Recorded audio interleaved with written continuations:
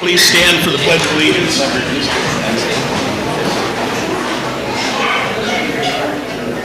Pledge allegiance to the flag of the United States of America and to the republic for which it stands, one nation, under God, indivisible, with liberty and justice for all.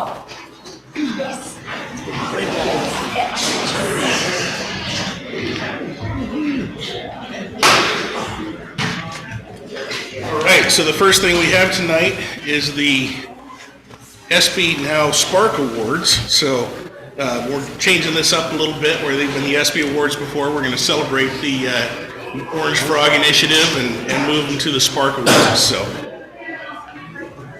So the mission of this is to recognize students monthly for exceptional performance and attitude at school. This award is given to students who are doing well academically and have an exceptionally positive attitude about school. They demonstrate respect and responsibility towards staff and their peers. They show courage by not conforming to peer pressure and refuse to accept anyone who bullies. The school board and the district want to recognize these students by celebrating their success at the beginning of each board meeting. Students will receive a certificate, and your name will also go into a drawing for a nice prize at the end of the year. So we're going to have Mary Massey actually hand these out tonight, so she'll do the honors. All right. And if you'd like to, you can come around and fist bump or shake the hands of all the board members too. Yeah. Well, I just feel absolutely honored to be able to do this. So I looked at all the names. I hope I pronounced them all correctly, and please feel free to correct me if I'm wrong. We'll start with the high school. Madison Duncan.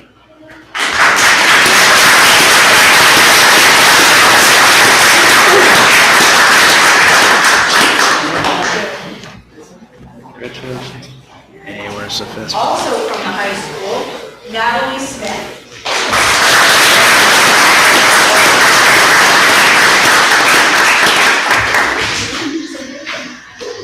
Congratulations. All right, moving on to the junior high school, we have Bristol Hall.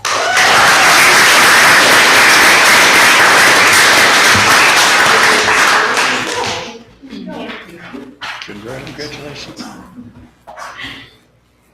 And also from the junior high school, Eli Cruz.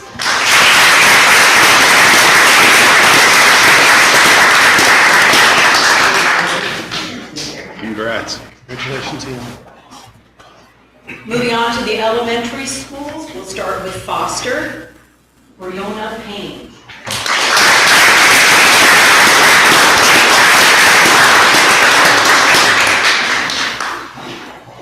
Great job. Congratulations.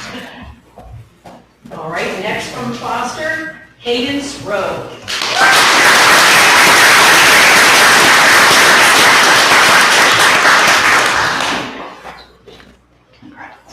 Congratulations.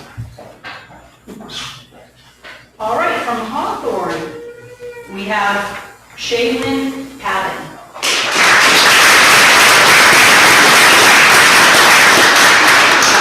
So did I get your name right? You want to tell everyone what your name is? Shalane. Shalane. Thank you. Good job. All right, now we have Brighton Lauderer.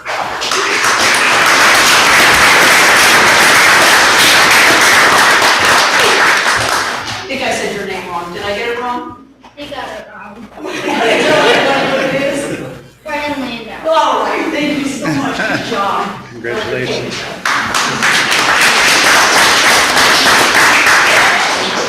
All right, from Holly, we have Renee Rennick.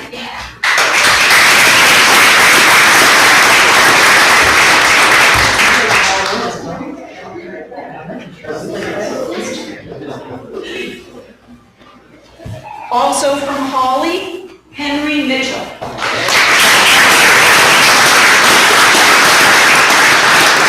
Good job, buddy. Thank you. Good job, buddy. Good job, Henry.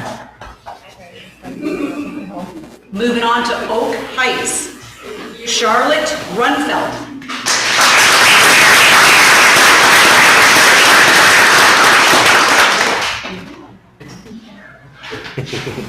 Congratulations. From Oak Heights, Marcella Daniels.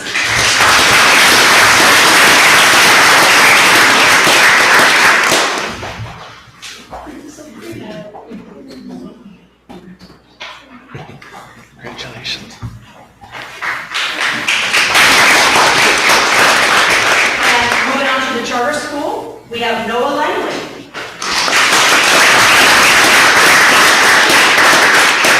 Is Noah in the hall? No. You got him. Oh, good. There we go. Hi, Noah.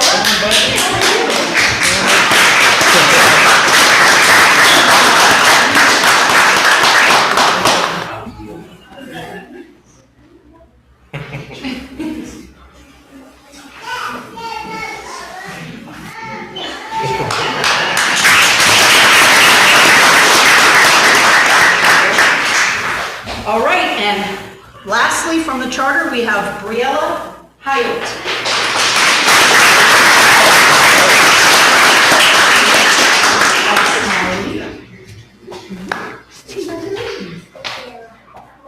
Tell everybody. Briella High.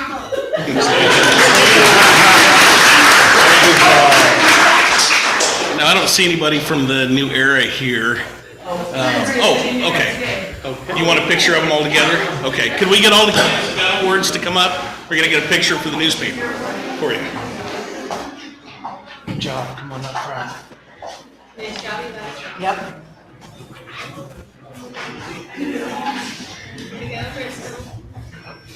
The taller people in the back. Shy guy. Here he comes. There's our Noah.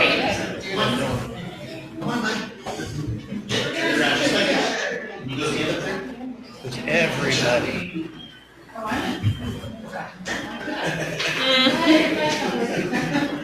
Okay, and I'm just trying to get myself out of that video. 3, 1, 2, 3, thank you, congratulations. Yay.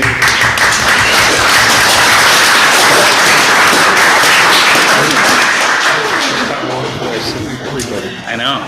Now, we do recognize this is a school night, so parents, if you want to take your kids and go, that's perfectly fine. If you'd like to stay for the meeting, that's fine too. We're just going to give you the opportunity at this point.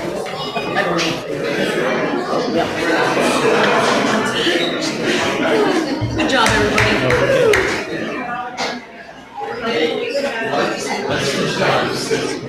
Yeah, I don't remember seeing that.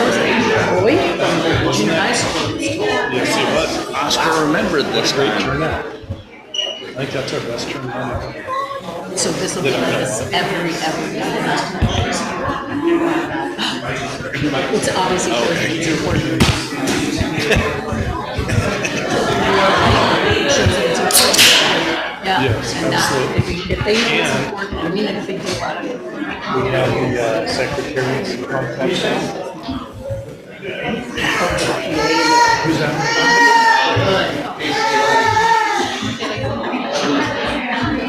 You know where Man's There you are on the video.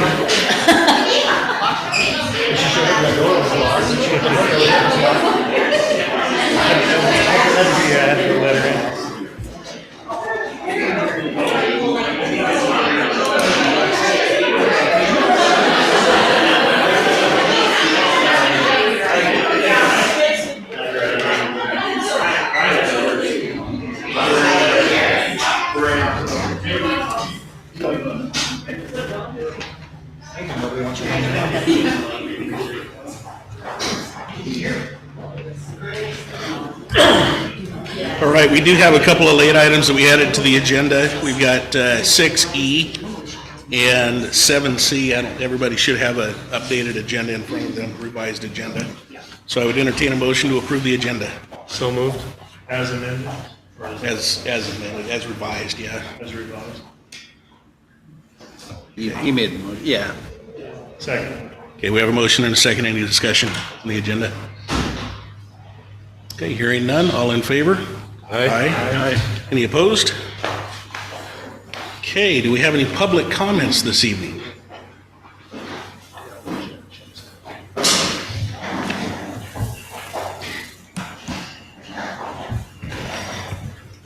Hello, my name is Manuel, and I reside here in Sweet Home. As many of you know, I'm active here in town with many parents in the school district, a matter of school groups around the state. Many of us believe that there is not enough focus from our school board and administration on what may consider the school's only mission which is to ensure our children excel in reading, writing, mathematics, civics, and science, and critical thinking. I have not heard any mention of how Sweet Home ranks with other districts on this critical skill of what innovates are in place to ensure academic excellence, or if we are meeting standards or not. Annual school academic results usually get reported in October for data from the previous year. I hope the information will be reported tonight, and if not, that someone can provide me with the time when this will be reported.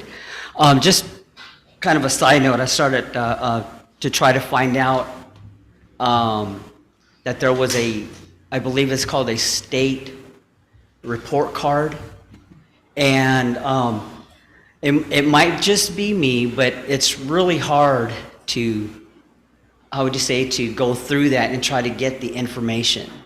So, I'm not really computer savvy, and just, thank God I have some friends and family and people that I work with that are helping me out. And I just happen to be the one on the chopping block coming here. But I would definitely love to get with someone that can maybe take me through some of these sites that I can go to and kind of educate myself more. I just find it really hard to find the information that I'm looking for. Also, a group of us are looking into the Oregon Department of Education, under the equitable graduation outcome reports report and a critical review on that report by the of Education Scholars and Save Oregon Schools. There are claims that the report had many factual errors, biases, plagiarism, and has made unsubstantiated and racist claims. The ODE report was based on a Senate Bill 744, which suspended essential skill requirements for high school graduation until 2024, and the State Board of Education will likely vote to extend until 2028. This is continued academic tragedy for Oregon students. I hope to outline and expand on that report for you next month. Again, I just also like to say too that in getting with, I spoke to a little bit with Mr. Looney, and one of the things that I wanted to do was not just myself, but participate even more by visiting the schools while I was in session.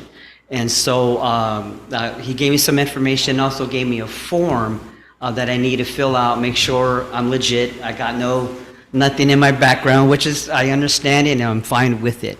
So I just wanted to thank Mr. Looney personally for that. And that's it. Thank you. Thank you. Any other public comments? Yeah, go ahead, come on forward. Please state your name and for the record. John Moreno. Yeah, I didn't get here last week, or last month. I was out of town. So I would have liked to started this off at the beginning of the school year, but I just got a few questions and maybe you can answer, and whoever wants to answer, it's fine with me, but the first question I have, what should be the public school's primary responsibility?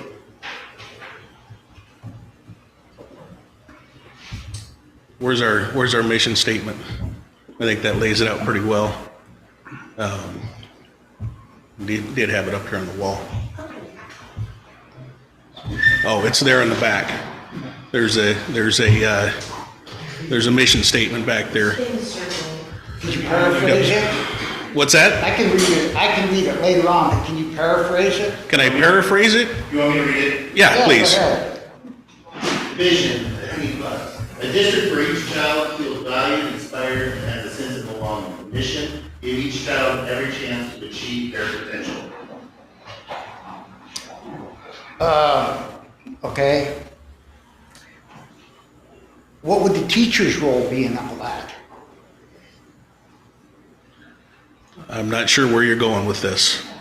Well, where I'm going is, I'd kind of like to know what the underlying philosophy of the school is. Now, I've talked to one of the ladies back there, Barbie, and it's always concerned me that the school can teach philosophies, humanistic philosophies and stuff like that. And as I've walked around the school, I've noticed things on the bulletin boards and on the walls and stuff like that. And they're pretty much all man's ideas about how things should work and how everything should function properly. And it just seems to me that when you take God out of the equation in the school district, you're really doing the kids a disservice. I was told that most of the teachers just really care for their students. But I find that kind of hard to believe if the students are taught science fiction or just flat lies. One of the things that's always bothered me is they teach things like evolution, Big Bang Theory, climate change, and global warming as absolute gospel, but they neglect to teach what Genesis, what the Bible says about that, And I'm not opposed to, I'm not going to say, well, we'll just burn all these other books. No, because when I went to school, the teachers taught us to think for ourselves, to examine an issue from both points of view, study it, and figure out what's true and what's false. And I would like to, I haven't got a horse in this race. My kids are all graduated, both of them from college. So and they're long since out of school age. But it does concern me what I see going on in the rest of the country. It's appalling. And it wasn't like that when I was going to school. It just wasn't. I think I've shared this with some of the people that are sitting back there, that the three teachers that made the biggest impression on me were all World War II combat vets. All three of them were Marines. One was a DI. And when you walked into their classroom, you knew exactly what to expect. They commanded respect. They commanded hard work. They wanted honesty. They were integral, and they expected that from the students. So that got passed down. And you didn't mess around in there. If you messed up, you were disciplined. There was no coddling and stuff. It just was a whole different ballgame that I see taking place now. Now, I like what he said. I would really like to walk through the classrooms too. I'd like to walk through the library and check out the books. And I have checked out the curriculum and stuff like that. And I've talked to Bobby, and I think I've talked to you and some other people. And it really concerns me because these kids are our future. And in 3 or 4 years, they're going to be voting. And I really would like to know that they got their heads screwed on straight. Because I've talked to a lot of college students, and I can't believe they even went through the educational system. If I took their phone away from them, they'd be brain dead. They have no clue as common sense or things like that. And that's really concerning to me. Because like I said, I'm way past the age of education, of public schools and stuff like that. Even my grandkids are getting to the point where they're starting to get a little older. But I think it's important and one of the things that really made an impression on me is the book of Proverbs, for anybody who's familiar with that, there's educational things. It talks about relationships, it talks about justice, it talks about equity, it talks about finances. Anything, any human situation, any human problem, or any human endeavor is covered in those 34 chapters. And I don't know that that's being taught in the school. And I think it's a big omission. If you want to teach one side, then you have to teach the other. Isn't that what equity, inclusion, and diversity is all about. You know, so if you talk the talk, you need to walk the walk too. And I'm not, you know, like I said, I haven't been in the classrooms here, but I've seen it, and I've talked to people from other school districts and stuff like that, and they say some of the stuff that goes on is it's just downright heinous. So, you know, I'm appreciative that I know a few of the new members of the board, and I respect them. And so I'm happy to see them here. And I just, I really wish the best for the kids. You know, because this is a tough time to be grown up. Things are happening all over the world, and in this country in particular too, that are going to really tax the kids' desire to do right, to, you know, to excel, to continue, you know, on in our lifetime here. And I know that the high school years, especially, and junior high too, but high school especially, are some of the most formative years you can have. And the teachers and the situation that you find yourself in really plays a big role in the future. Now I'll just use Floyd as an example. I just really respect his daughter. I mean, Floyd did a wonderful job with his daughter. She's got her head screwed on straight. And I was really happy to see him on the board. But I don't want to blow too much your way, but. Well, can I say something else? Sure. I think a lot of people in this room and people at this table would agree with you that the education system isn't what it was years ago. And a lot of us in this room went through Sweet Home School District, and we probably learned a lot of different stuff than the kids are learning now. And there's pressure from the world to make it different. But I do think that possibly on the horizon there's somewhat of a renaissance for people to return to more traditional values, and I am one of those people. I'll just come right out and say it. And I think that if we, as a community, you asked what our mission statement, I don't know exactly what the district's mission statement is, but what I think our mission statement should be is to give our kids the best education possible with whatever resources the community is willing to put in.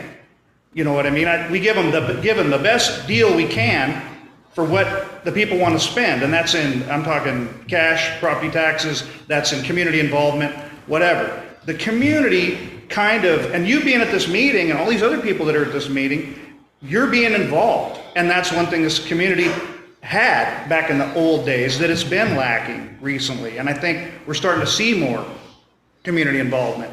And I think our hands are tied a little bit by some laws and things we can and can't do, but I think that we all kind of have the same vision for what we'd like our kids to have and learn and be. And I think with the involvement of the community, people like yourself and lots of other people, that maybe, and nationwide, maybe we can stem that tide. It's never going to be like it was in 1970, but maybe we can bring some of those traditional values back.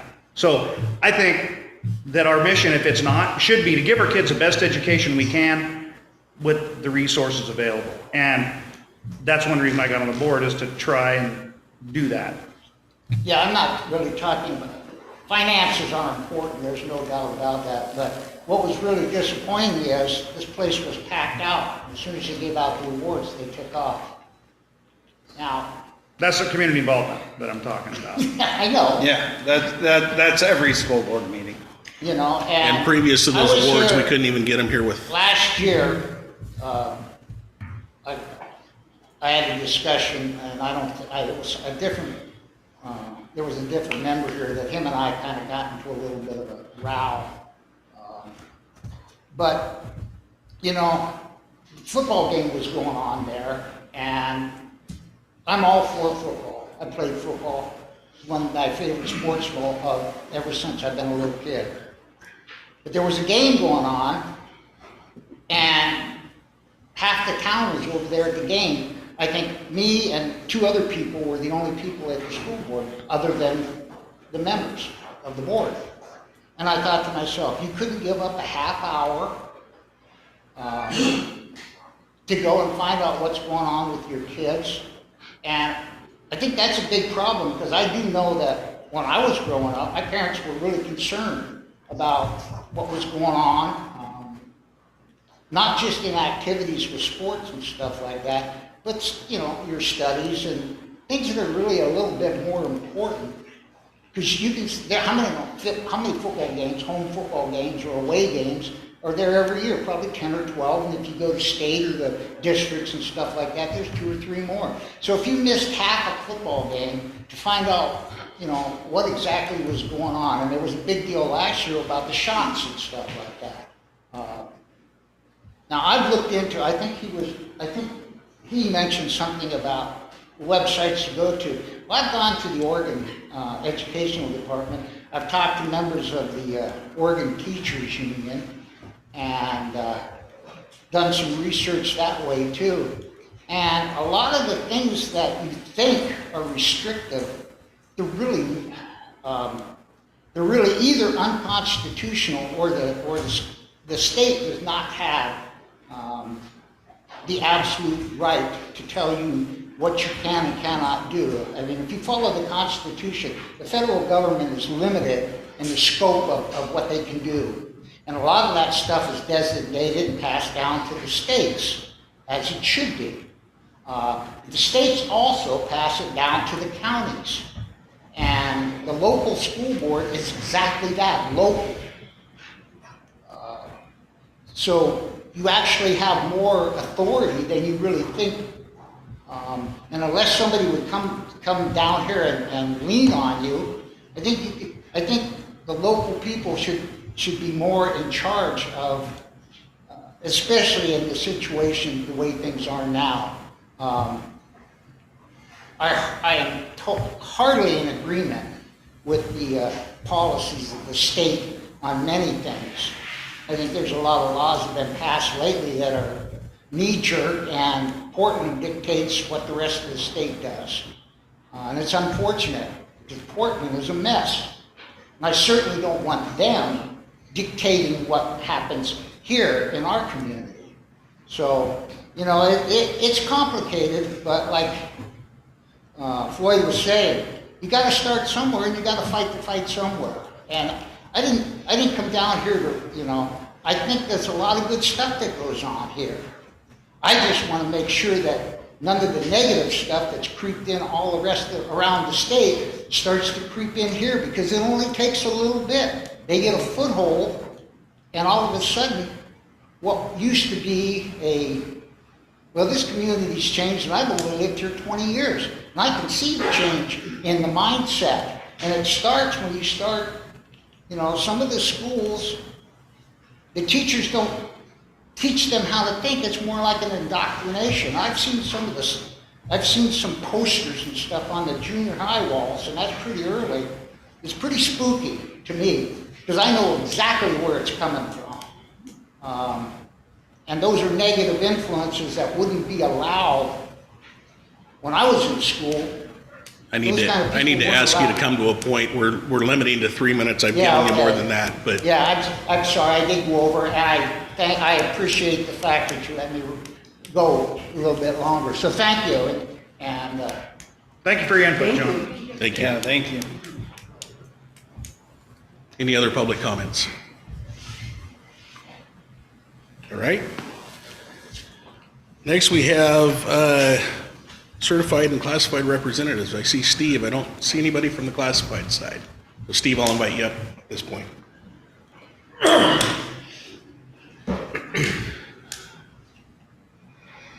You didn't tell Steve you had 3 minutes. You better not. Steve will beat me up. Yeah. So, thanks, guys. Thanks for the public comments. But I will tell you, Manuel, that a lot of that stuff, it is hard to decipher what's going on and where to find that on the report card. But we have one of the highest graduation rates in the state of Oregon, Sweet Home High School. One of the highest graduation rates. Over what was it, 88? I can't remember. 88.5. 88.5 last year. Still not great. It might be one of the highest ones in the state, but I think. Oh, no, it's not where it's gonna be, but it's gone up every single year. Every single year. And that's with taking care of dropout rates, creating programs, and all kinds of things like that. So, and so, you know, I will tell you that when I hear some of those things coming up here as a defense of the teachers and myself, and a lot of people know I'm where I stand on a lot of things and where I'm at in my faith and where I'm at in a lot of things. But we are doing some incredible things at our school. We're preaching a one school, one town. You know, we are a family. We are saying that again and again and again. And so, you know, when you're doing that, you're pushing something forward like that. You're doing that. You're giving kids that don't have a family an opportunity for family. And what a family is, and I'll give you the perfect example. When Peggy's boy, Stuart, was killed in that accident the other day, that was pitiful. You saw the community surround that family. You saw our high school surround Ryan Adams and his mother. And you saw the grade school surround Curtis Stewart's sister.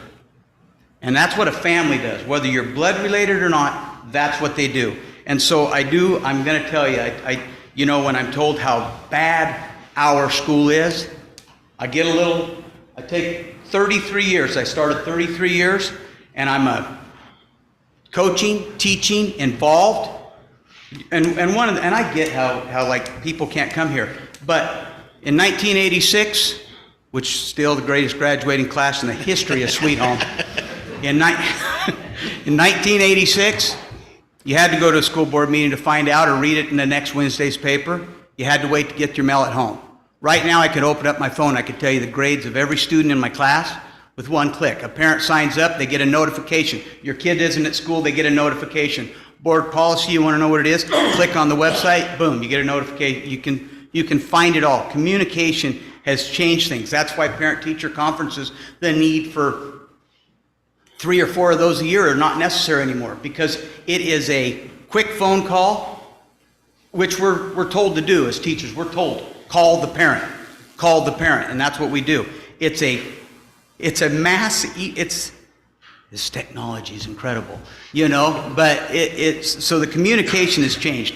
That's why you see people on a Monday night JV football game go to a football game, because you know you have to pick and choose, and a parent's going to go support their kid that's playing on that field, and they come and sit on a meeting. And I don't mean to negate anything you said, John, but right now I said to this board last year, and I'll tell you this: last year was 32 years. At the end of 32 years, the best year of teaching, the best year in education I've ever had. And it was a cultural change at our school. We are indoctrinating kids. We are teaching them you have to be respectful, you have to own it, that we are a family. We are teaching them that's our expectation. That this is what we expect of you. And we're selling it. And I'm one of the guys leading the charge on that. And right now I saw this school open. You talked about finances. This school is putting programs forward. You got Scott Jacobson here. We started an FFA program, and he didn't start one. He kicked it through the door. We're not just something that's happening. This is a program, and it's financed. Your mission is right on. We're hiring more staff. We're hiring more parapros. We are creating programs that are making things better and meeting. I know that I sat on the board of USA Wrestling, and I've done the diversity, equity, and inclusion. I've done it all. I've sat through trainings and all that. But man, we are a diverse school, and every kid has an opportunity to find themselves something, so everybody can be equity. Because not everybody can wrestle. Everybody should try it. There is something there for every kid, and now I'm seeing, I don't know if you guys, as much as I would say, no, you can't come to my classroom. I don't want, people can't come watch me teach, but they can come watch it when I don't have students in there. But Mr. Brown can tell you how I do as a teacher. He was in there recently. But right now, if you would have saw what Lori Tudor did with our band at the last assembly, we got one article from the paper, and people are handing her instruments and equipment and saying, "Whoa!" And they're playing at the assemblies now. I told her already. I already told the band. I wrote them an email. We're going to have you at a wrestling meet. You know, there are some. I'm starting 33 years, and I got to watch. I got a front row seat to watch people go out of here bitter, angry, hateful, can't wait to leave. And I'm sitting here going with Kevin saying, okay, 2034, you should be. No, I won't be here that long. But I look forward to where I work. I absolutely do. And I am credible. I've paid my dues. When I say that, we are not what's happening in Portland. We are not Portland. We're not even scratching the surface of that.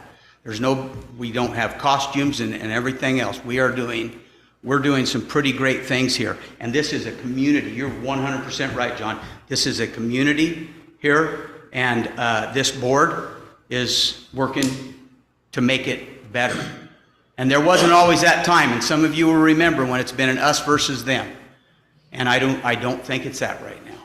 And right now what's going on in our school, graduation rate. Yeah, I know, 88.5, that's almost an A. But 88.5. 33 years, huh? Yeah, 88.5. That graduation rate is not just a little bit above the state average. It's exploded above the state average, and I'm very proud of that. That's way above the national average. That's way above the national average. What we are doing, We're meeting kids where they're at, because to tell, okay, I'll go right back here. You got our FFA here in Scott. To tell them, well, there's not something for you. We're meeting people where they're at. Oh, you want forestry? Well, let's give you one. You want that? Oh, okay, let's see what we can do. Oh, you're not an athlete? All right, let's see. We've got FFA, we've got a forestry team, we've got drama, we've got this club. My gosh, we had an open night the other night with 75 kids attended for a gaming night, board games and video games. 75 kids. We are constantly, and I get to sit, I'm a part of a staff and an administration that says, how can we serve? Last Wednesday, I wasn't there, I was sick, but we picked out kids to champion. And I'll let Ralph explain that. Did we champion kids? What that means is that this kid's got this many F's, this kid's struggling, this kid doesn't have this kid's hurting at home, here's this kid's background. Who wants him? And people are taking him, saying, okay, I'll help him.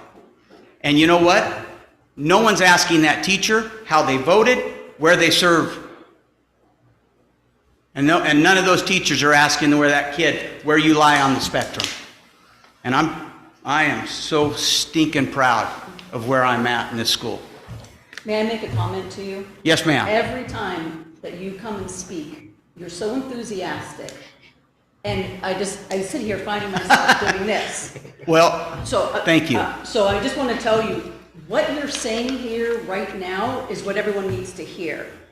One thing that you did say, you said, I don't like to hear bad reports about the school. And I don't think what the previous people were saying was anything bad against the school. I think it's more just concern. But that concern isn't necessarily always stemming from the school.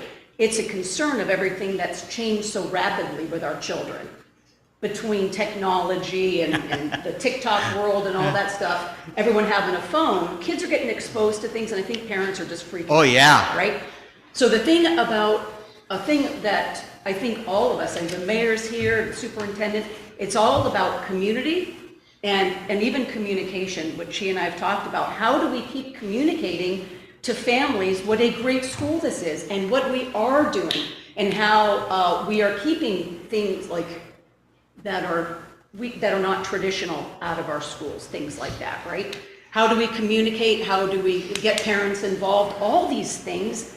And I think that graduation rate's gonna go up, pass rates are gonna go up, the enthusiasm, this is gonna be like, before you know it, everyone's gonna say, how did Sweet Home do it? What can we do tomorrow? I can tell him how. I can tell him It's how. not just about blue collar things that you're talking about, the blue collar jobs. We even have the white collar jobs, the medical students. Oh, come yeah. over and are how many of your kids were talking about when they went over and Oh, they did the anatomy physiology. The anatomy Michelle Snyder. physiology? Michelle That was Snyder never took a group. available. So just one last, I was gonna say thank you very much. We moved here, my daughter's graduating this year, and she's going to college because of this school. And she's gonna be a teacher because of the teachers she had at Sweet Home High School. Yeah. Yeah, so. Well, that's that, you know, the communication you're talking about. And I had a canned speech coming in here, just so you know. I saw you writing over there, I knew you were. I was taking notes. And you know what? Here's the thing. Whether I agree with somebody or disagree with them, one of the things that I share is a passion for making this community good and for giving to it. I could never, you know, recently, I don't know if you guys read, but I stepped out of my positions with USA Wrestling. And I just wanted to focus on Sweet Home Wrestling after 13 years of doing that. And some of what I got to do in that 13 years was not something I could never repay USA Wrestling for. I could never repay wrestling for. What I've benefited from my sport, I can say, you know, I can't fully give back. Same thing with this community. Jim remembers, some of you remember, at 10 years old, I got to know what it's like to have a whole community go boom, and hold you. So I'm forever grateful on that. So that is, I want to make this better. Why in God's name would I have ever been a union president? That's one of the things, because that's, I'm anti-union. No. Can't say that. I'm joking. No, I'm joking. But the thing about that is that I came in because we needed it. Because there was some things that wasn't right, and I wanted to make it, bring us back. And I think I've done a good job of that. And but I haven't just done it. I tell you, Michelle Snyder at the high school, what she does, and her knowledge of the contract, and then our building reps are just, it's incredible. So, but I came here because every time, I think I've missed 3 of these since I became the union president. And every time I've come, I've told you what's going on, and I get the smiles, and you know, and I talk, and I say, is there any questions? And there's never questions. So wait. So one of the things when you build a relationship is there's communication, and you talk, you know, and so I think that's important. Because I'm that bridge. You guys go to him, he goes to the admin comes to us, and then we go back around, and then it's just kind of this circle. But the number one thing we can do is communicate to build our relationship, to make sure that, so when I come to you, when this school comes to you and says this is what we need, there's credibility and there's trust. Because you can't have trust without communication and a relationship. And when you come to us and say, this is what we've got to do, you know, I tell you what, when we did our last contract, there was trust. Because there was stinking communication, you know. And so I want you guys to ask me questions. I want you to ask me what's going on at the school. Because you know, and if I can't answer, I'm going to tell you, I don't know, but I'll try to find out. But if I do have an answer, if you want to ask me how we deal with stuff at the high school, I can be pretty direct. How I deal with stuff in my classroom, I can tell you exactly. If you want to ask me why some teachers do it this way and others do it that way, I don't know. But when you guys have questions, I want you to ask them to me. And this is a great place to do it, because if I can get you the answer beforehand, or I can get you the answer before we meet, or I can get you the answer at the next meeting. And sometimes I might not like the question, and sometimes you might not like the answer. But I think that we can communicate. When you guys want to know something, I can help you out with that, because that's part of what I do in my position. So. Appreciate that, Steve, and every time you come, I think you build trust, whether we ask questions or not. What do you really think about unions? I'm going to tell you something. You might not want it. Right now, in today's society, I think a person needs to be protected. And I think right now that the union is what does that in any organization or corporation. And our teachers' union, there's things that they support that I don't. But there's also, in looking out for me, I don't just look out for Steve Thorpe, I'm looking out for Steve and Heather and my family and other things. Yeah. And so I believe that the union is a strong entity in our school districts. Our area here, I think you have good union leadership. I think if you go somewhere with bad union leadership, you're going to run into some problems. But, that thing, you might get an answer you don't like. I think myself and Michelle have probably had to tell some people some answers they didn't like when we've done some stuff. And I think in working with my administration and others, I think we've been honest about that. So. I like how you mentioned community and trust, and I just think about all the rumor mill that people have alluded to. I think one of the best things that parents can do, and you talked about this as well, is to build that sense of community and trust. Just go and ask. And yes. I know, and I think it's just, if we all go, if we see a poster or we hear something, just go right to that administrator or whatever and just ask. And I think it's important. Well, a lot of these rumors, then I don't think we're going to have as many concerns as we have. Yeah, I think what you get is, what may happen in one class or something that happens in a situation can easily be turned to somebody thinks it's policy, where it's not. And but you want to make sure you follow the proper steps when people are asking. You go through the process. There is a process, and there is I guess a chain of command that you need to follow. Don't show up at my classroom and ask me. So, do you guys have anything else for me? Last 30 years, how much more regulation has there been imposed on you as a teacher than when you first started? You mean hoops? Hoops, Well, I keep jumping through them. Regulations.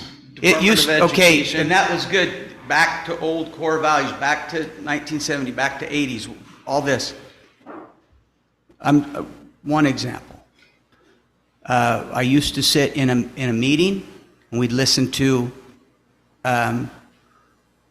everything about, to make sure you don't get in trouble, to keep yourself free of this, how to deal with blood spill, all this, and then you'd sign on.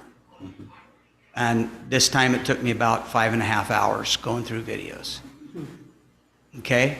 But that's changed everywhere because of the laws mandated, because of the laws for me to get my USA Wrestling membership, I did a 2.5-hour safe sport course, the same 2.5-hour safe sport course I do every year. So I can do that. It's all a lot of it's to cover liability, some of it's to make you better, and some of it is some of it's regulations put on you because somebody else has done something. Yeah. The legislature decides that the Oregon Pardon me? The legislature decides that Yes, that isn't something Something that, needs none to of this has change. been put on us by the school. This is something that comes down, and I'm sure I'm probably over speaking on how I feel. But again, starting 33 years, I'm sure there's some of these newer teachers going, oh my gosh, this is, and they're watching the whole time me, I'm doing this, I'm writing this, going, click, click. So, Steve, we were brought up with the Norm Davises and the Bruce Wests and the Jim Riggs that gave back and gave back and gave back to this community. And it's the things that we were brought up with as a community. absolutely. And when you start talking about one community, that's what they preached. Those folks preached that. That is what we are preaching. That's what Ralph Brown talks about at our assembly. That's what we go through, and we revisit our non-negotiables at the high school. Our entire school district is focusing on monthly, what is this month? Gratitude? Well, I don't know. What is it? It's got a theme, But, and I do, that community fields, that you guys remember the old tennis courts. They wanted to call those Wayne-Thorpe Fields after Dad did everything to get that started to become ball fields. But that is right. And one of the things, if Steve Thorpe would have got in trouble in school, Wayne and Jeannie Thorpe would have taken care of it. If Travis Thorpe would have got in trouble in school, Steve and Heather Thorpe would have taken care of it. Something that's out of our control is that if some kids get in trouble at school, why did that teacher do this to them? And no matter how much, if they don't get what they want, if they don't get what they like to hear at their building, then they show up here. And then they keep it going because they don't want to own it. A core value that we are teaching at Sweet Home High School right now. Owning it. So, you guys got anything else for me?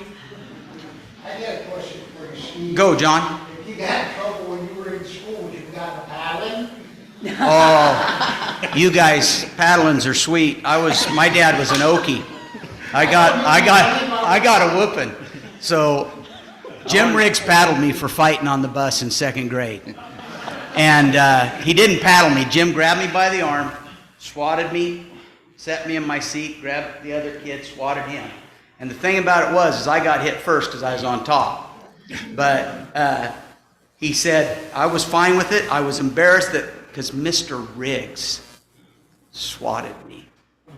Mr. Riggs. And he said, I'm going to call your mom. Oh. And I can remember getting off the bus and taking little tiny short steps, getting there. And then Jim had told my mom, he called her and said, I probably shouldn't have, because this was a bully kid that had been bullying. And so, but yeah, we didn't get beat, but we got whoopings. And then when you got too old for them, groundings there wasn't a phone to take away, but there was a 1973 Hilux Toyota pickup that could get parked. So, guys, I want to be done. Okay, thank you. And I told you guys this before. Thank you for serving in a volunteer position. I just stepped off of the board of directors at USA Wrestling and the executive committee, and and serving Oregon. And it is a service, and it is appreciated.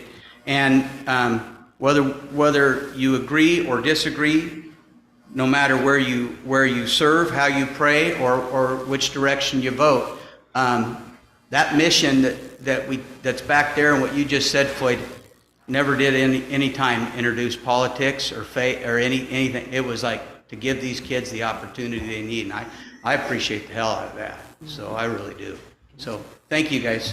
Thanks, Steve. Thanks. I would argue with you about the best class, but I haven't eaten dinner yet tonight. My wife graduated with Steve, so I'd be in trouble. So, thank you, Steve. Appreciate it. All right, we have a student report. We have a new student here. Could you introduce yourself? Hi, I'm Addison Graver. I'm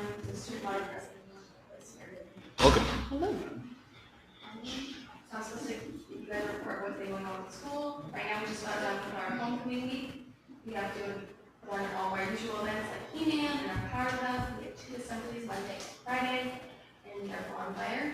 Recently, we had bleachers full at all of our events, at our homecomings, like football games, the bleachers are full, like you just see everyone coming.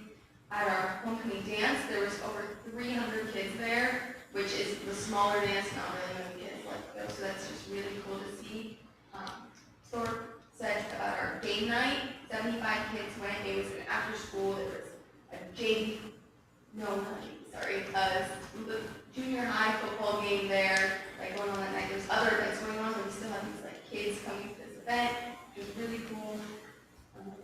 We are starting to plan our canned food drive for the year, we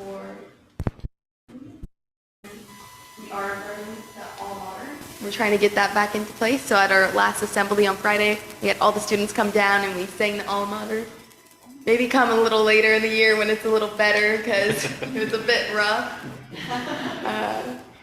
But just, even at all these events, you can see all the students coming after school. They don't need to go to these, like, it's really cool. And I'm in leadership, so we just had this little field trip to Cascades, one of their assembly, and it was really eye-opening because we saw that they didn't really want to participate.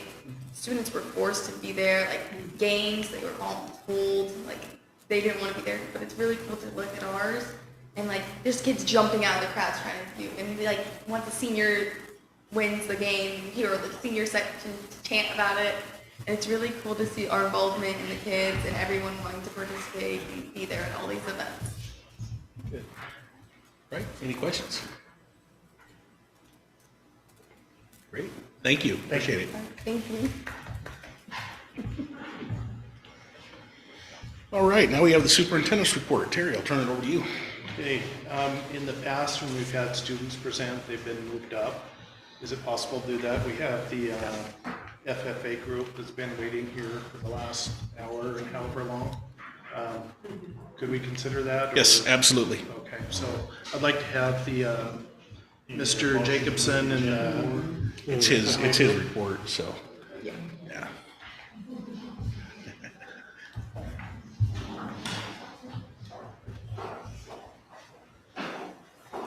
So I'd like to say thank you to the board for having us here tonight. Tonight we have the 2023-2024 Sweet Home FFA chapter. I'm Scott Jacobson, the FFA advisor this year. FFA is a youth leadership organization, and in honor of that, I thought it was only right to turn it over to them, and they have this presentation for you. I'm Eli Wilson. I'm the president of the 2023-2024 chapter. And I just want to thank you guys for letting us come here today and take up some of your time, and welcome to our presentation. I'm Sarah Wright. I'm the 2023-2024 FFA secretary. It's a nationwide organization. It has over 800,000 members. It's present in all 50 states plus the Virgin Islands and Puerto Rico. There are 9,163 chapters and growing, and there's 114 chapters just in Oregon. This organization gives opportunities for young adults through teaching them through leadership, career development, and civic responsibility. Hi, I'm Riley Hansen. I am the 2023-2024 Vice President. So this is our second year as a chapter. We officially became a chapter in the fall of 2022. We earned our official charter in March 17, 2023 at the Oregon State FFA Convention. We were fortunate enough to place top 4 in 14 different Upper Willamette River FFA District career and leadership development events.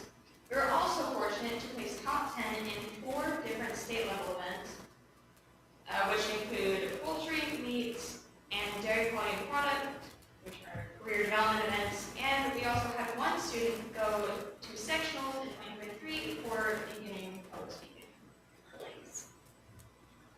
Hi, I'm Aubrey Newray. I am the 2023-2024 FFA Treasurer. This is our FFA motto: learning to do, doing to learn, learning to live, and learning to serve. Us as officers this year are using this to influence and represent our chapter. I'm Lily Bishop, and I'm the session officer 2023-2024 Sweet Home FFA.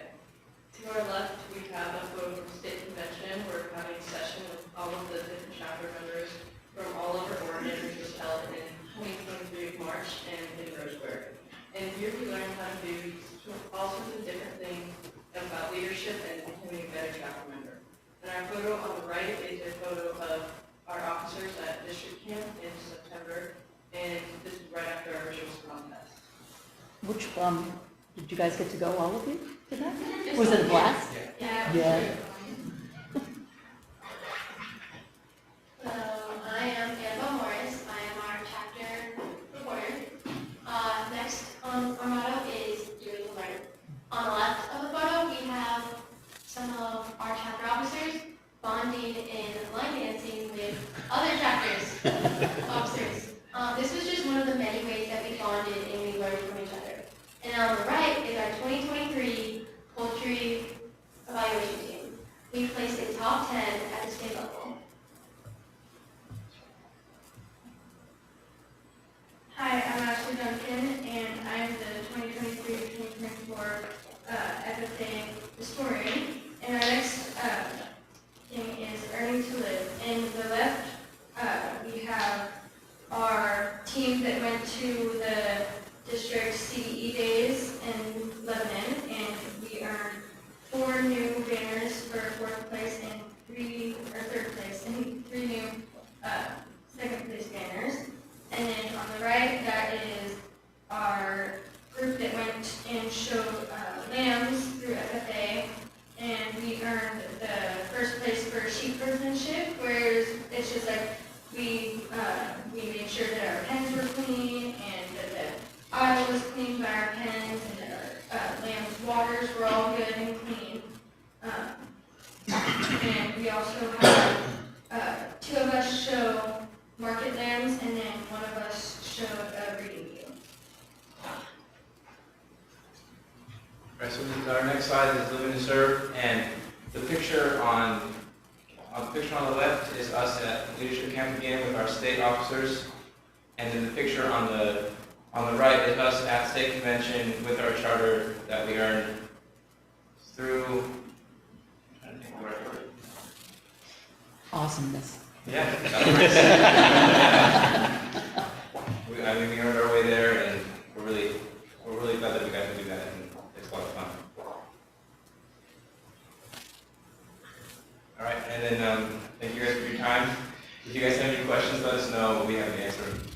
I have a question. So which animal, I don't think all of you show animals, is that correct? So what is your part in FFA? Like, what do you do? I know some are in pigs, some are in cows. Can you go through and tell us what you guys do for FFA? So, in FFA? Personally, I do ag-mechanics, meats, and forestry. We have our own kind of forestry thing through FFA, and then I do meats, which is just like meat judging different cuts of meat and the way they look or the way they taste sometimes, and then as well as in ag mechanics is plumbing.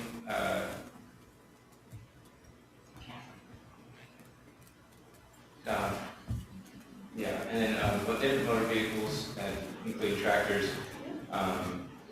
diesel engines, all that kind of good stuff.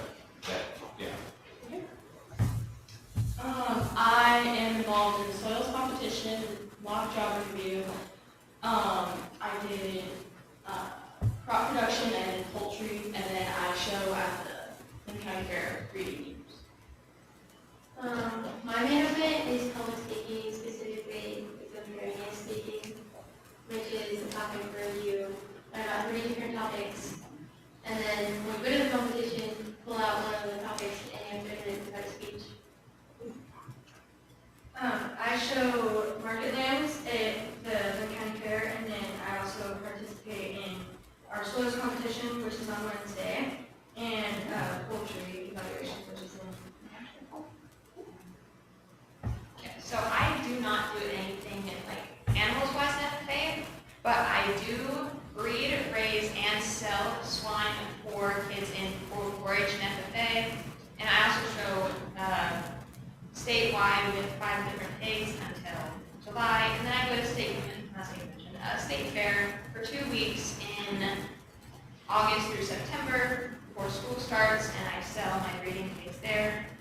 And I necessarily don't have something specific in FFA, but it's something that I was hoping that would possibly boost what I would want to do in the future, because I'm not 100% sure what I want to do in the future quite yet. And this has definitely given me a lot more opportunities to do what I want to do. Can you help these kids with nutrition with their animals and everything? I help them with nutrition, we help them with feed, we supply them with different products that I use myself, and I love. And I also help them walk their pigs, teach them how to walk their pigs. My main events are public speaking and forestry. Last year I wasn't really involved much, but this year I'm looking to participate in a lot more competitions and like expand my knowledge of more of the other things that I usually do like the food science CDE where we go over different kinds of foods and different scents and we just kind of identify them. I also do dairy evaluation, which is where we kind of just evaluate the different tastes and smells of different dairy products, including like cheese, milk, and creamer. And then I also do job interview where I interview other people from Oregon. And I also share at the Lynn County Fair. I showed up for Eagle this year, or Market this year. Awesome, thank you for sharing. There's not very many of you. Is this all of you, or are you just officers? Okay. How many members in your chapter? In the 2022-2023 year, we are an affiliate chapter, which means any student that takes an agricultural science class is a member. So we had 312 members last year. Active last year, we probably had right around 20 to 25, and we're hoping to grow that to active members between 30 and 40 this year. Great. Our first chapter meeting of the year was the largest we had. Not counting officers, we had 28 members went to our first chapter meeting, which is usually one of the smallest of the year. Fantastic, thank you. Through the chair, I'm incredibly proud of every one of you. You're doing great things. I appreciate Mr. Jacobson for providing this opportunity. My nephew was a state officer. He was from Warrenton, grew up in Eastern Oregon, went to Warrenton, which isn't a big place. I think he ended up going to Seaside High School. He got paid, his college was paid for. So his entire college was paid for. He had jobs in the summer through FFA. His master's degree was paid for. He now has a % ownership in a private jet. And I suspect he's been to more countries with his job than I have orange shirts. That's saying a lot. That all comes right back to his involvement with FFA. His dad was a meat cutter. His mom worked at an electronics store until she stayed home to raise the kids. He was the first one, in his family.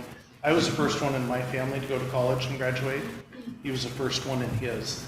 There is no limit to where it can take you. I haven't ridden in a private jet. He now has ownership in one. And so take it as far as you can go. So thank you for coming tonight.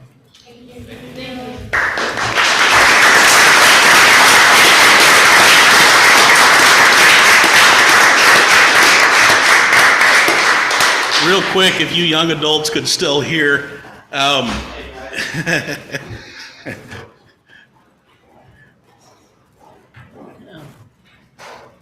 Can you guys still hear me back there? So real quick, just to encourage you, I know you guys are exploring careers and things like that. That's a lot of what you're doing here, along with the learning. I worked in ag for about 10 years, and then I got out of ag, and now I'm back working for an ag cooperative. I would challenge anybody to say that there's a more rewarding career out there than ag. The people that you work with are good quality people across the board. And it's every day you go to work, you run into frustrations, you run into the typical problems of work, but at the end of the day, you look at what you do and what you have a chance to do and the people that you have a chance to work with. And I would just encourage you to seriously consider these careers, because there's a lot of FFA kids out there, but the ones that make it through to a career in agriculture there's a lot of them that drop off, and there's a lot of opportunity there for kids that are wanting to work in agriculture. So just want to encourage you, you won't find a better group of people to work with than you will in the ag industry. So thanks for coming tonight, I appreciate it.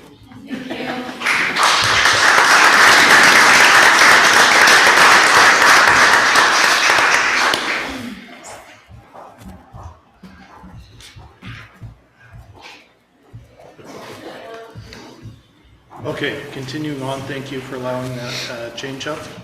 I was asked last month about the class sizes, and so our average class size across the district is one teacher, 22 students. In the elementary, it's 1 to 23. In the mid school, it's 1 to 21. And in the high school, it's 1 to 22, which, that puts us right at the average. Keep in mind, we do have some very large elementary classes coming through, but we are seeing at the last 2 years, kinder and first grade, those classes are considerably smaller than what we have. There's a big bubble coming through, and we're just following that trend. We've talked before about it to see, are we going to start trending down like many of the surrounding school districts across the state, across the nation? But that is our class sizes. Thank you, as I start off here, to Holly Church. The gifts that everyone has, those went out to the entire district, every staff member across the district. They are color-coded to school. District office and school board got orange, both in the wrap and inside. That's amazing that what Holly Church does with these, and just that thought, simply to lift up our staff. And so I just wanted to publicly acknowledge them. With our attendance, it's have it in the packet. We're at 2,311 as of the 30th, and so our enrollment still is staying strong. We're still above pre-pandemic levels. In our attendance awards, each month throughout the school year, we will do an award of the school with the highest attendance. We're really trying to encourage, positive attendance. Hawthorne is the winner this month.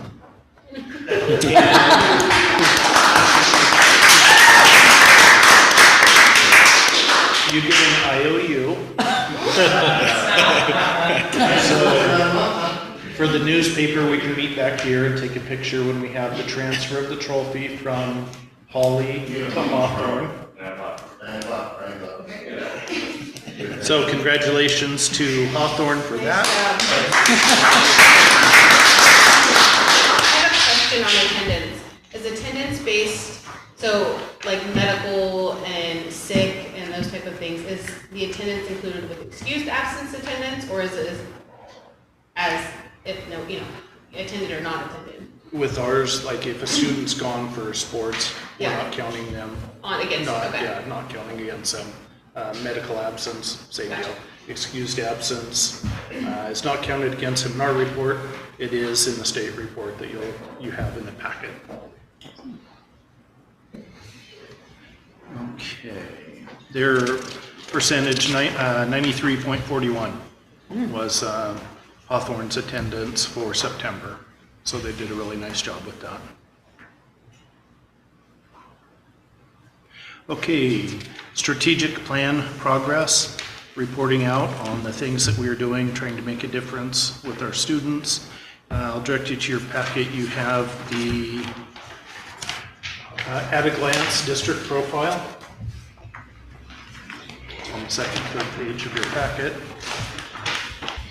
And if you look at the bottom left of the top page, some things I'd just like to point out. This was posted publicly. It's public information.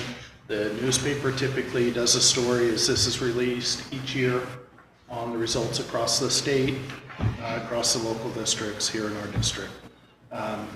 Some of the things that go into the makeup of our district, we have 94% of our students are on free or reduced lunch. which is a very, very high number. Now, that's because of the grant as well, right? The qualification, meeting the qualification to have the free, as a community, we need that. Okay. Yeah. 14% of our students are considered mobile. And so that is McKinney-Vento. If they don't have a bed to sleep in, a home to sleep in, if they're in their car, if they're in a motel, less than adequately housed. 20% of our students have disabilities. The national average is closer to about 12 to 14. And that's a high number. Now, none of these are excuses. This is just part of what goes into the makeup of the 2,311 students that we have. I'm not going to sugarcoat it. Are our scores good?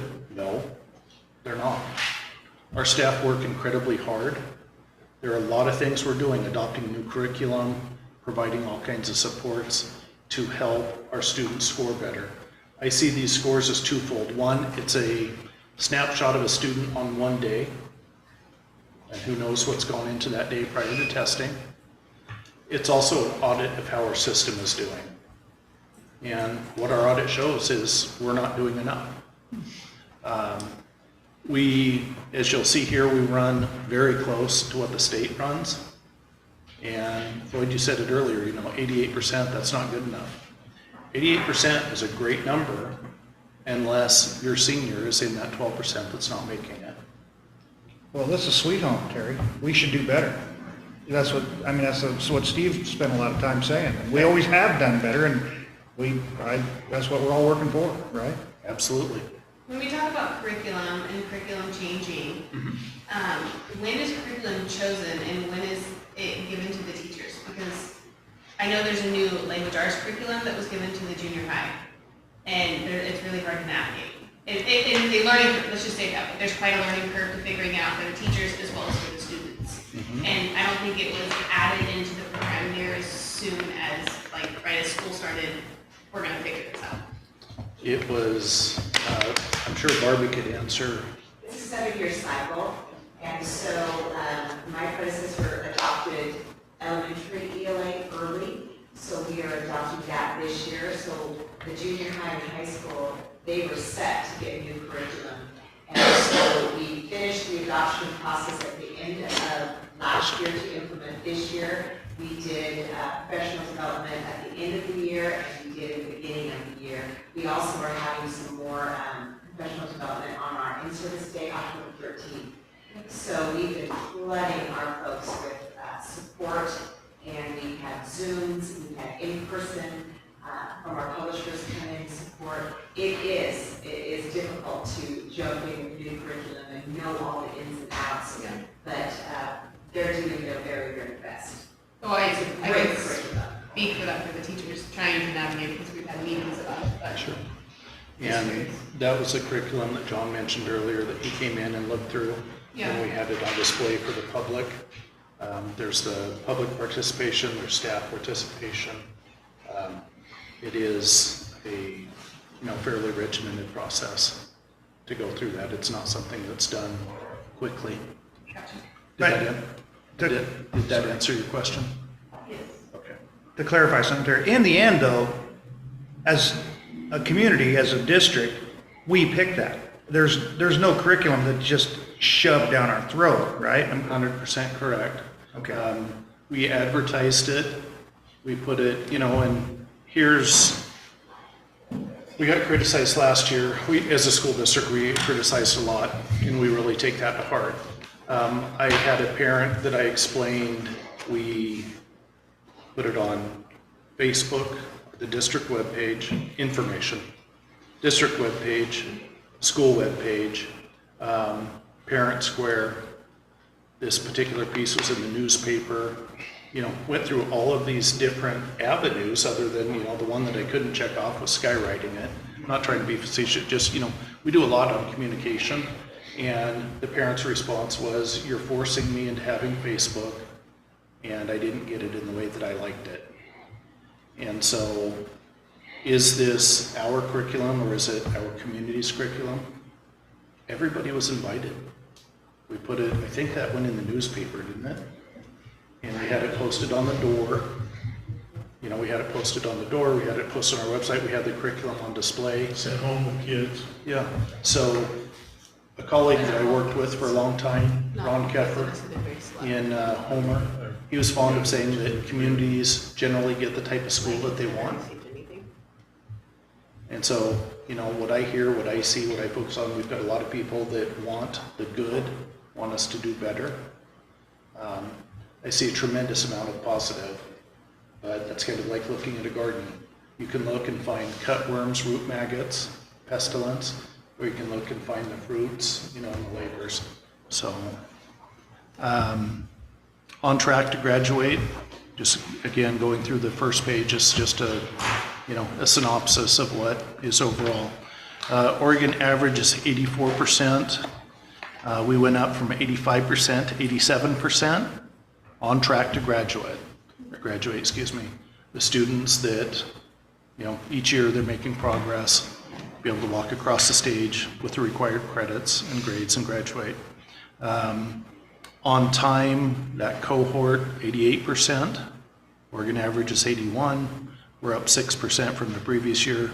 88, that's a number that we spoke of earlier. 88's a good number, 8 out of 10. But if you're the 1 out of 10 that's not, you know, then we're not.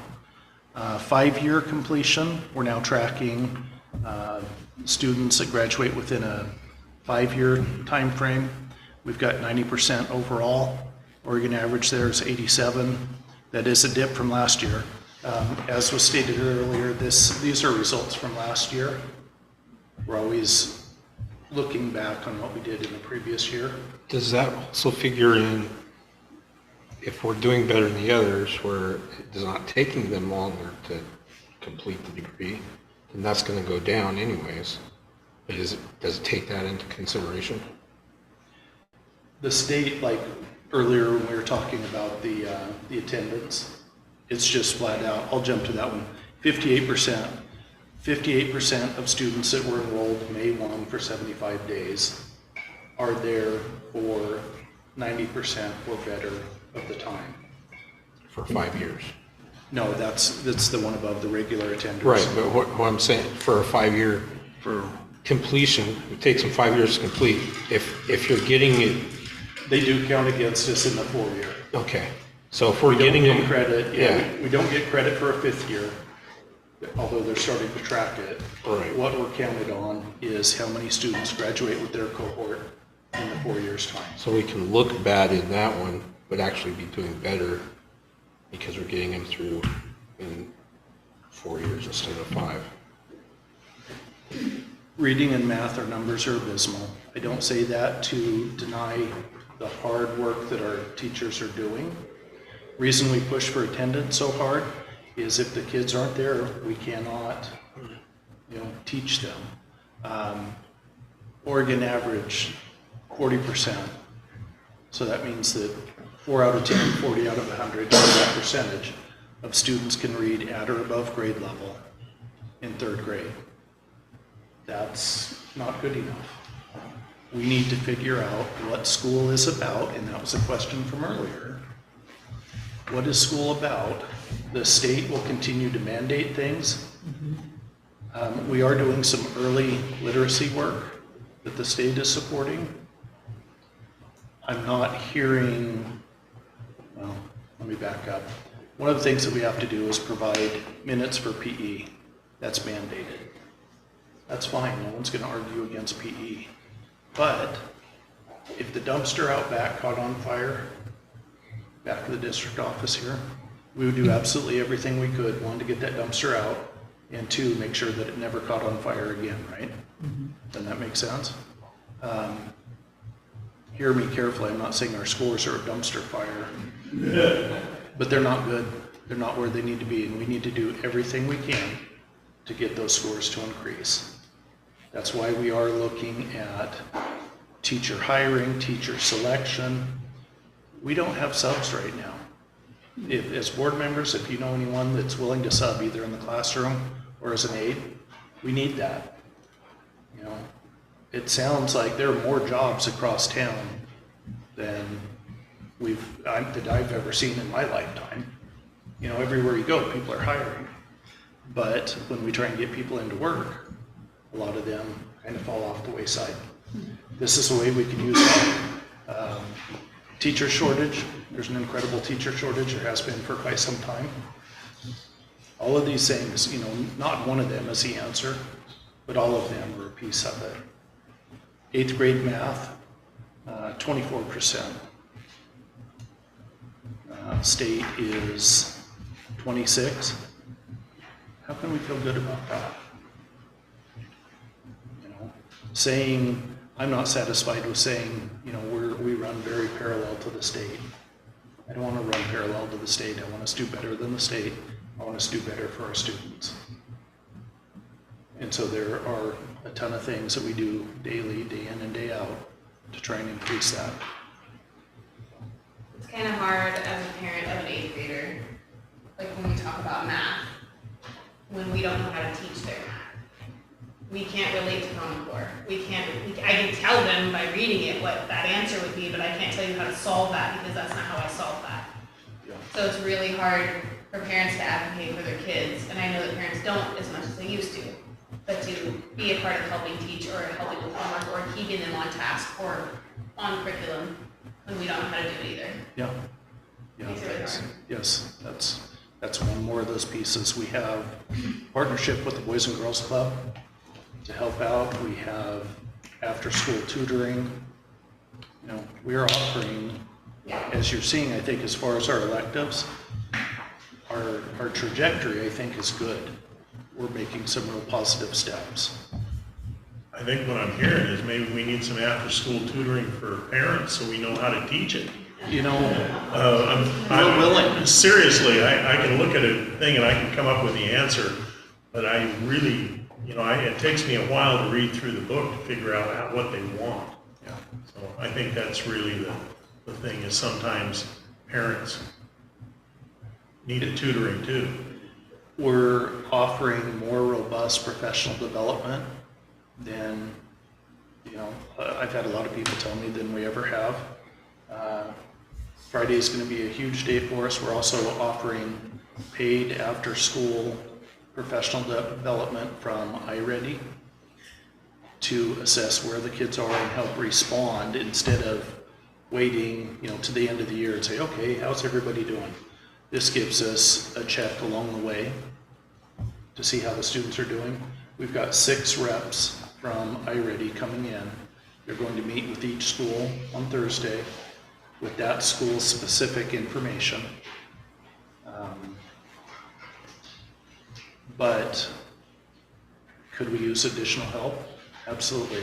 You know, a long time ago when I was in elementary school, we always had, you know, the grandma that would come in and read. We've got one at Holly. We've got a grandmother that comes in and reads. And that's just one more person.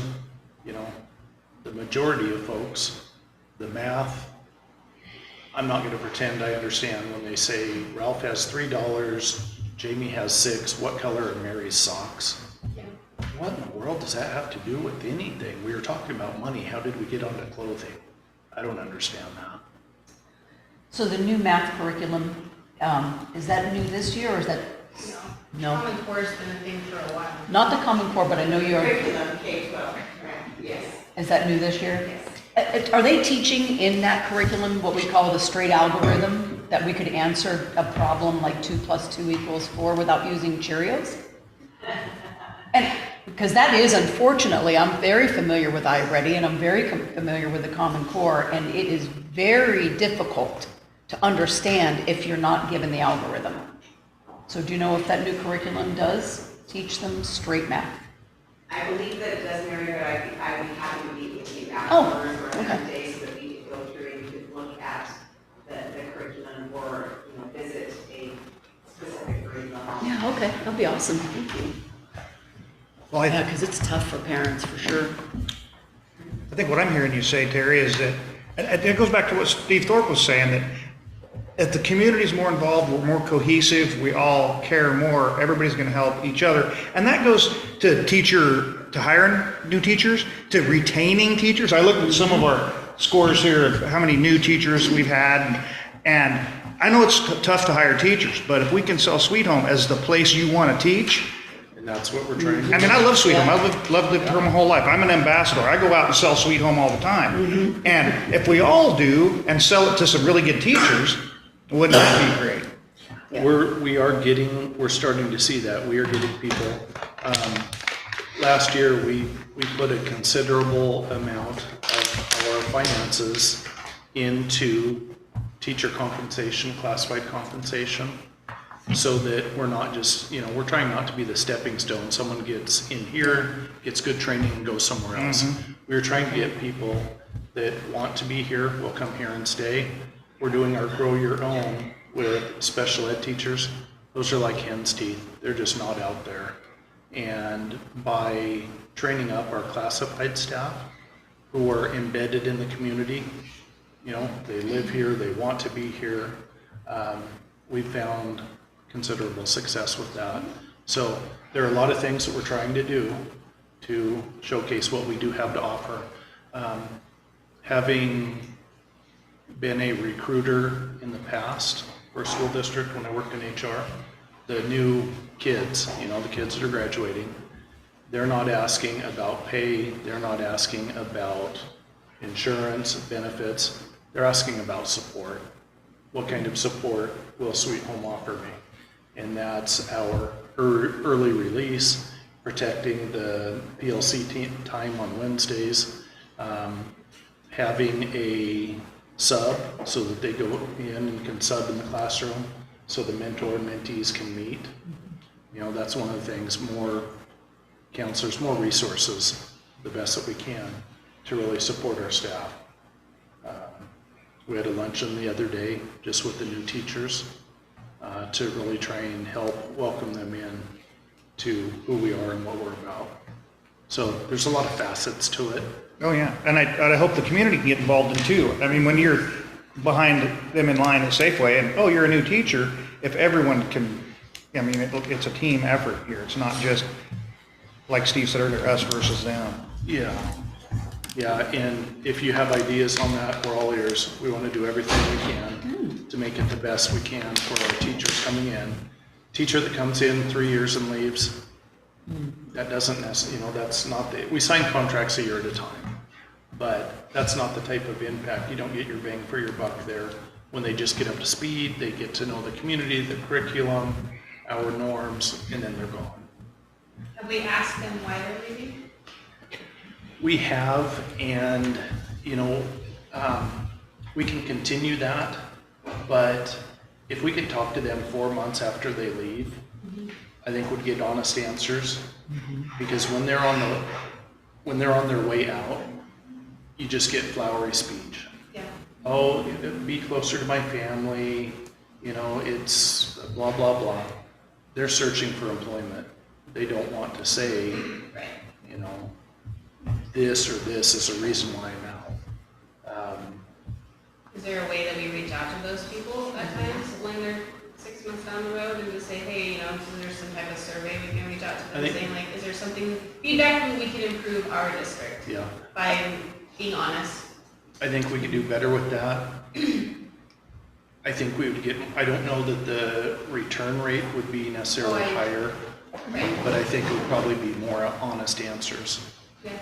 So we can definitely look into that. So I thought you were mentioning have some sort of form 6 months after employment, which is a really good idea, because then we can figure out what the problems are before they even decide to leave. So checking in, how's it going? What can we do to support you? Is that always honest though? Maybe, but who doesn't want to be asked if, how things are going? Oh, I agree. Yeah. The only thing we have going for us now, since the job market is so tight, people might give you an honest answer. Because they're like, if they don't like what I say, I'll just go somewhere else. You know what I mean? So they might tell you what they're thinking, Yeah, we keep hoping that we'll start reaching that point. Well, and as all the big districts around us aren't doing as well as we are. Yeah, and if people want to feel like they're a part of something, and if this is, you see those success stories, and it's not always sports, sometimes it's academics, and some little school in the Midwest turned it around, right? And if we're that guy, then everybody's going to want to be here. And that too is a big driver with the Orange Frog. You know, is there magic in that? No, they deal with a lot of Fortune 500 companies, a lot of the medical industry, but teaching our kids to be resilient. Barbie's really good about talking about turning over a new leaf. You have the unexpected behavior on the top, you turn over a new leaf. Just trying to reach out to the students, and yeah, there's going to be a lot of rain that falls, but there's also good stuff that, you know. Are there specific teacher appreciation events? We do, someone said something, what was it? Yes, teacher appreciation. Okay. Oh, maybe like at a football game when the student representative said they're full. Have all the teachers like jog on and, you know, start. So for a lot, like for our, Orange like I'm a balloons. PTC president at one of the elementary schools, and I'm part of the junior high.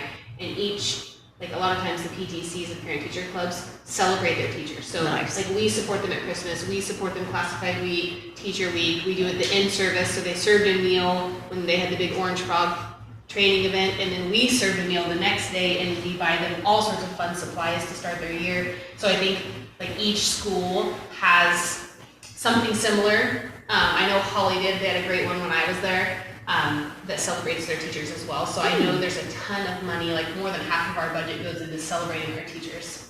So, From the PTC. from the PTC side. That's not the general fund. That's tremendous though, and I applaud you for doing, thank you for doing that. That's not necessarily equal across the district. Yeah. Holly is known to have a very strong one in the past, Hawthorne has, and, you know, I'm Hawthorne. those are good things. Yeah, those are good things. But even the for our community, staff. this is fantastic.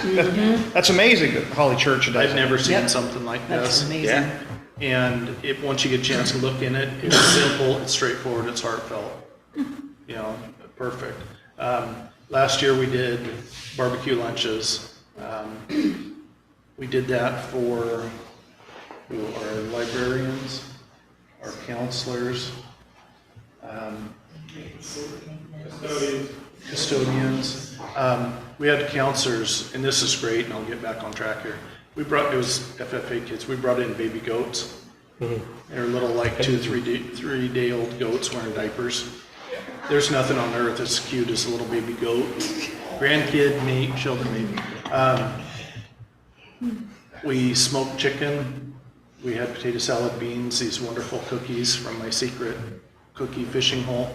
And the counselors, long-term counselors that say, we may have received a card or an email, but we've never had a lunch just saying thank you for what you're doing. Same librarians, same. You know, when a counselor comes up and says, I've done this X amount of years, long time in this district and haven't had this, that makes me think that's one of those little pieces that we're on the right track for. So the same thing gets said of the classified folks that are out in the thing, they say, you know, this was the best thing they've ever gotten. Yeah. And because they never get anything, they said. You know, they're kind of forgot about sometimes.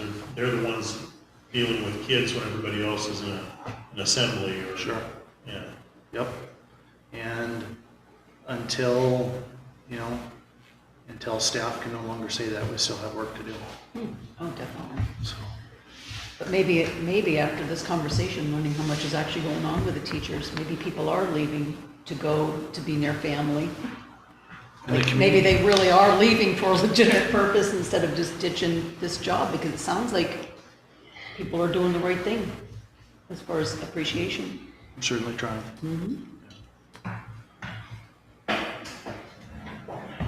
Number 3, thriving community pillar. We have an update in your packet from the Jamboree.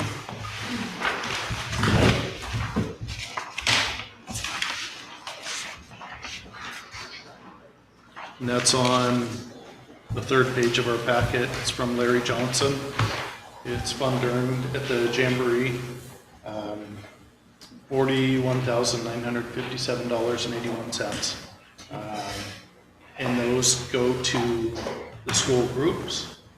That isn't vacuumed up in here in any way. 18 various high school groups involved. Swim Club and SAFE also worked, and the elementary schools were selling ice cream. highest amount of earnings for our students from their efforts at the Oregon Jamboree. District maintenance staff and many of our school custodians, especially the high school, helped to make it funding opportunity available. Waste Connections, Sweet Home Sanitation made a super effort to help. Great event for our community, help showcase the beauty and the opportunities that are here.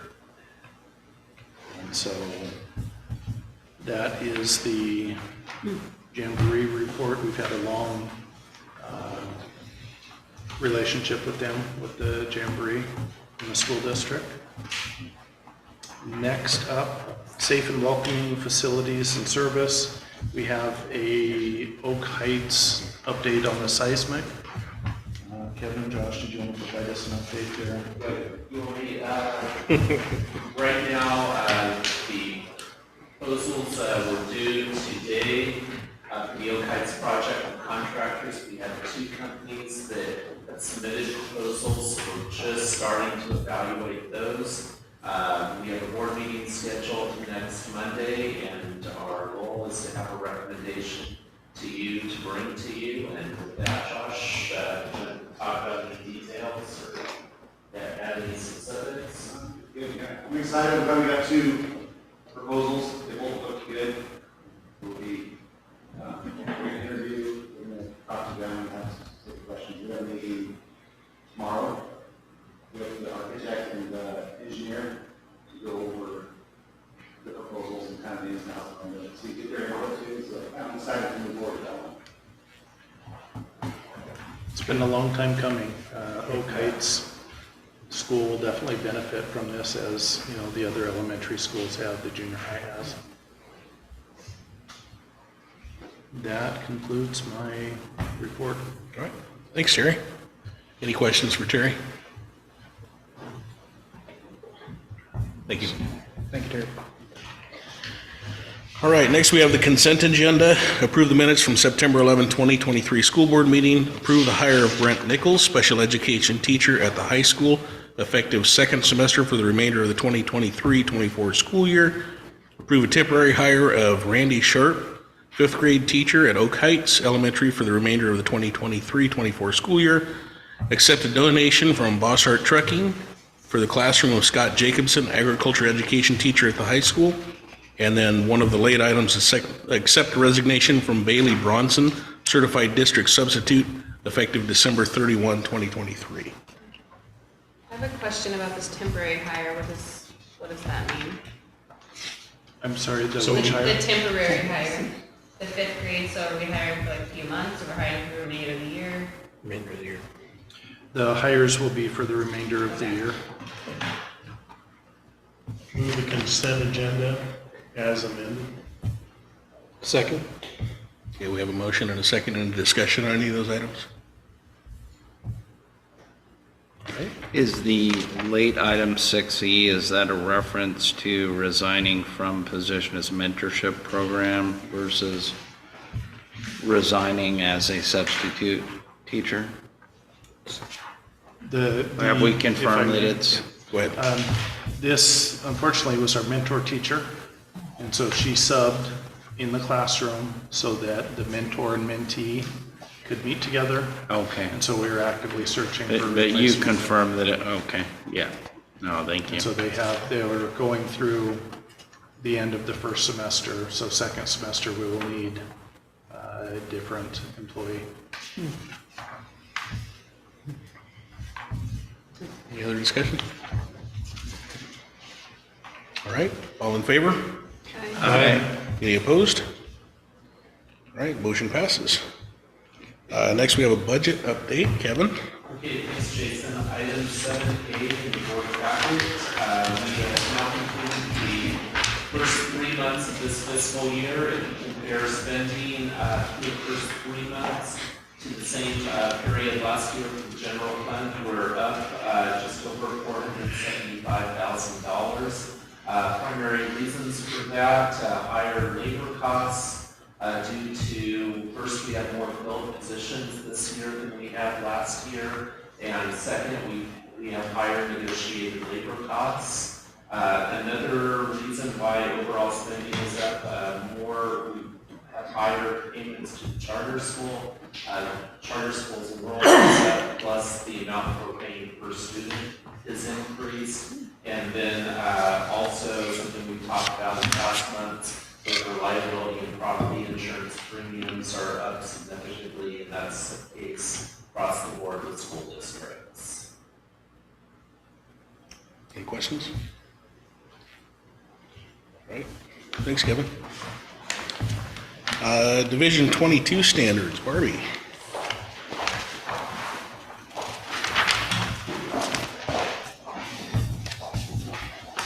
Thank you. So school districts are required to annually report how we are in our Division 22, which is the Oregon Administrative Rule, Chapter 581. There's 57 areas that we must be compliant in, and if we're not, we have to submit a report to ODE on how we would fix those areas that we're not compliant in. And so we're required to share with our school board in the October meeting because we have to make sure that we have met the November 1st deadline for the 2022-23 school year. So I'm pleased to say that we were compliant in all areas. In years past, we've always struggled with a few different areas, and one of those was CPR cards. So we were mindful about that, and this year in our October 13th Professional Development Day, we are offering full day CPR training. We have 32 of our staff members signed up to get their CPR cards. So one of the Division 22 requirements is to have one staff member per 60 students hold a CPR card. Of course, our coaches are all compliant, but we're on track this year to be compliant in all 57 areas. We took that a couple of years ago situation to make sure that we made having CPR cards a priority in Sweet Home. So with that, we are on track for this year, and we were compliant and met the deadline of November 1st to share with you all this evening. Are there any questions? Is that taught in-house? Excuse me? Is that taught in-house? Is that taught in? Yes. So the Transportation Department, Michelle Jewell is a certified trainer, along with John Best, who is a PE teacher, and AJ Bronson, who runs our pool. They all three are trainers. So we have all three of them present at our October 13th event. Good. Thank you. Question on the 7B, the required instructional time. Is that something that's, the instructional time, is it mandated by the state, like X number of minutes you have to, so there's no wiggle room with that? If we wiggle with it, we're out of compliance? Right. We're very mindful You of can that. go over. Mm-hmm. You just can't go under certain. Correct. Well, I guess I'm just thinking about our report card. It would be nice to steal some time to put towards math and language arts, you know? That's a real problem. There's only so many hours in the day. And that's what I was asking, Correct. is that instructional time completely mandated because we can borrow time here and there from minutes? We do our best to make sure that we're compliant in our minutes, and, you know, we've years ago, we tried the 4-day school week to see if we could make up some time and make up some finances, and it just didn't work. So right now, we feel very confident with the days that we have in our school year and the minutes that are required and that we're meeting in all grade levels. Cool. Thank you. One of the things too, though, to realize, two of the additions, and I'm not going to capture the second one, financial literacy is a new requirement this year that came out of the legislature, and so we have to teach a half credit at the high school level for financial literacy. The second one is a complement to that, and I knew I was going to stall it. I checked with Ralph, see if we allow that, if Ralph's aware of it. Yeah. Okay. Ralph, do you have that? The second piece that came out of the legislature, we have to teach financial literacy as a half credit, and there's a second one, and this just came out. Career pathways. So there again is the state inserting what we have to do. We have students for 6 hours a day. They spend 18 hours a day outside of school. And we've got, you know, our calendar is 172 days of in school. There's a lot that we have to try and pack in an ever increasing amount. If you've been on Facebook once, you also know that we need to be teaching how to garden, how to change a tire, just this plenitude of things that I always bark at my family about responding to, because what makes people think we can teach how to garden or change a tire when we're still working on reading and math scores? Yeah. So anyhow, thank you for that. Thank you. Thanks, Barbie. Thanks, Barbara. All right, next we have the other late item, so property tax information. Kevin? Okay, thanks, Jason. A single page in front of you. Lynn County at the end of last week released the 2023-2024 property tax rates for the City Home School District. Our property tax rates decreased by 2 cents per $1,000 of assessed value compared to the prior year. To kind of put that into context, and I'll talk first about our bond. If you go back when the bond was initially passed in 2001, at that time our property tax rate was at $1.91 per thousand. It is now at $1.48 per thousand, so it's continued to decline. That's primarily due to refinancing outstanding bonds at lower interest rates, as well as growth in assessed values here within the school district. One other thing worth mentioning about that is when we passed our last bond, which was primarily used to upgrade Sweet Home Junior High School, that was passed in 2017. At that time, the tax rate was at $1.62 per thousand for the bond. One of the things that we assured the community was that that bond did not increase the tax rate. So it's encouraging to see that we kept our word, and in reality, the bond rates continued to decline. So that's encouraging news. Right, any questions for Kevin? That's unheard of. Good job. Good to hear all that. Thanks to the community. So. Thanks, Kevin. All right, we got a couple action items here. First one, appoint Mike Reynolds to the Budget Committee, position 9 in Sweet Home. So moved. Second. Okay, we have a motion and a second. Yeah.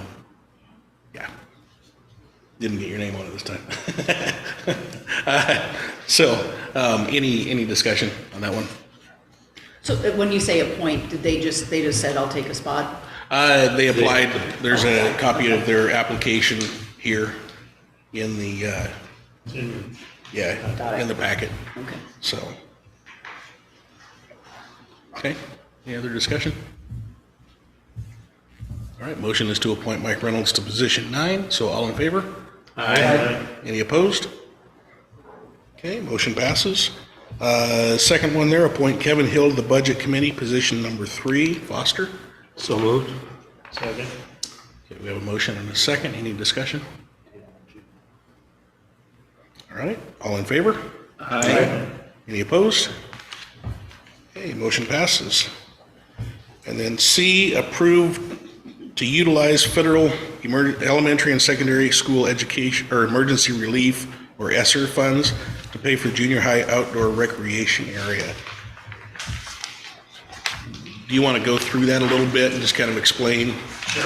I'll start, and Nate, Josh, feel free to jump in. But one of the things we've noticed at Sweet Home Junior High School is that, say after lunch, kids go outside on nice days. They really don't have anything to do when it comes for recreation space out there. Some constitute for PE classes. One of the things we're seeing, I think this is a nationwide trend, has been the growth of pickleball. Yep. And a short of putting tape down on the gym floors, we really haven't had a good space where kids could go and during the PE unit participate in pickleball. What we'd like to be able to do is in the field on the west side of the junior high school. When we renovated the junior high school, we had to put in a fire lane on the west side, and so there is not enough width there anymore for a regulation football or soccer field. And so that space, part of it is gravel, part is kind of some grass mixed in with some weeds. What we'd like to be able to do is make that a usable, positive space for kids and put in a concrete slab that would be lined both for outdoor basketball, which you think about it, Sweet Home really doesn't have a good place currently. I think you can go down the north side of the park, but it's really, other than the elementary school playgrounds, the only place you can go for outside basketball. So something there that's positive for kids. We'd also line it for pickleball as well. We'd also like to have a small section where kids can play Foursquare and do some other activities. And for funding, we have a small grant from Samaritan Health. It's a wellness grant we would like to use, plus one of the federal elementary and secondary school emergency relief. One of the big things was, things where kids could be outside doing positive things, and we see this as an opportunity to do that. On the downside, this is a camping area, there's a jamboree. We reached out to the jamboree staff. We're still kind of working with them. We don't want to do anything that hurts the jamboree, but at the same time to really see a need for trying to do something positive for kids, and we see this is a good location to do it. So, What's the installation projection on this? When would this start if it's approved? boy, how about I defer to Josh to see how that would work in his schedule? So we're hoping within this year. Oh, okay. I mean, it'll be set it up. When it stops raining. Yeah. So pickleball by spring.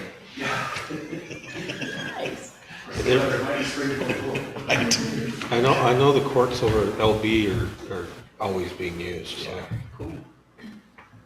Okay. Anybody have any questions?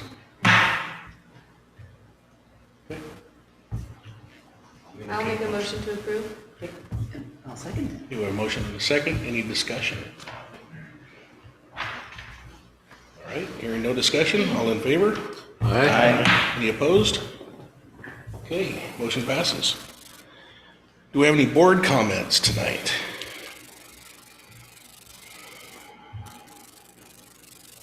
Hearing none. We don't have any late items, so future agenda items. Do remember next week here at 6:30, we do have a special board meeting to go over the decision on the architect and planning for the Oak Heights, correct? Yep, contractor for that. Next board officers meeting is Thursday, November 2nd at 3:30 in the superintendent's office. OSBA's 2023 annual convention is coming up November 10th and 11th in Portland. If you would like to attend that, that's something that we do have a budget to attend. And so if you'd like to attend that, chat with Julie. She can get you signed up and get you the information on that. It's usually a really great opportunity to go learn kind of about boards and see. Yeah, it's 2 days. Kind of see what boards are doing across the state and kind of get some insight on some new trends and things like that. So good learning opportunity there. And then the next board meeting is November 13th at 6:30 here in the boardroom. And we're adjourned.